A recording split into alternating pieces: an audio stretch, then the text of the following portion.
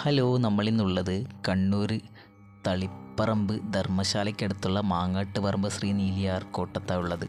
അപ്പോൾ ഇവിടുത്തെ ദേവിയാണ് കേട്ടോ നീലിയാർ ഭഗവതി.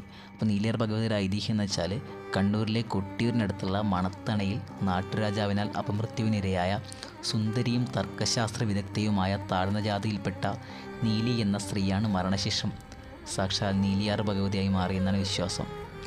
മണത്തണ ഇല്ലത്തെത്തുന്ന യാത്രികർ കുളിക്കാനായി ഇല്ലക്കുളത്തിലെത്തുമ്പോൾ സുന്ദര രൂപത്തിൽ നീലിയാർ ഭഗവതി അവരുടെ എണ്ണയും താളിയും വേണമെന്ന് അന്വേഷിക്കുകയും അങ്ങനെ അരികിൽ വരുന്നവരെ കൊന്ന് ചോര കുടിക്കുകയൊക്കെ ചെയ്യുന്ന ആ ഒരു കഥയൊക്കെ പണ്ട് കേട്ട് കേൾവിയുള്ളൊരു കഥയാട്ടോ. ഇതൊക്കെയാണ് ഈ തെയ്യത്തിൻ്റെ ഒരു ഐതിഹ്യം എന്ന് വെച്ച് വരുന്നത്.